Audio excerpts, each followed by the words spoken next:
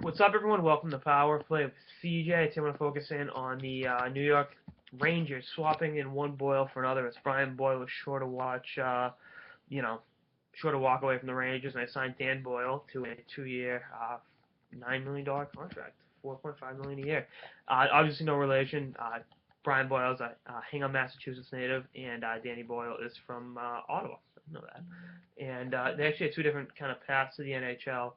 Brian was a first-round pick that is kind of written off as a bust, and Dan Boyle was an undrafted free agent that had to scratch and claw his way to the show, and has been an elite defenseman in the NHL since getting really breaking in with Tampa. He came up with the Florida Panthers, but he broke in with Tampa in 2002, 2003, and it really just been an consistent point producer since then.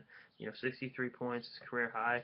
Older player, 37 years old. Not getting. He'll be 38 next week. So happy early birthday, Dan. But you know what? I don't hate this contract. I really don't because of the term.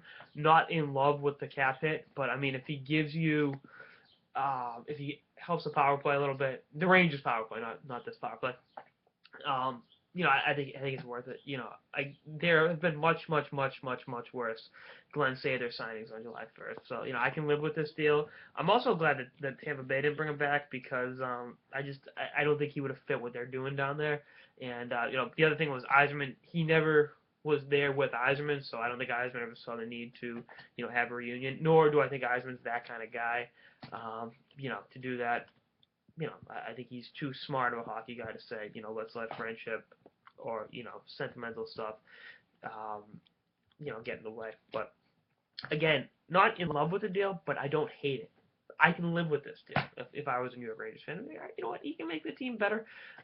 He's still got something left in the tank. He'll be 40 when the deal, 49, 40 when the deal ends. 49, I meant to say 39. It's been a long afternoon, and we're only an hour into free agency. So I don't dislike it.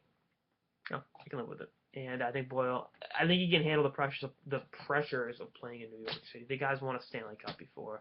He's played in a lot of big games between Tampa and the San Jose Sharks. So I don't think the bright lights. He had 16 points in 18 games.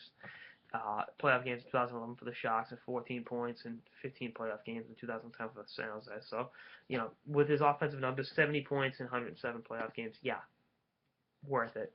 Would he have tipped the balance in the Rangers' favor in the Stanley Cup Finals? Probably not. But, I think he definitely kickstarts that power play, and I think having a coach like Vigneault that knows how to utilize him correctly, knowing that he can't play big-time minutes, that if he's protected, and is a power play weapon, plays a little bit in the third pairing, even though you're paying a lot for a guy like that, I think Vigneault is the right guy for the situation. So, again, decent deal.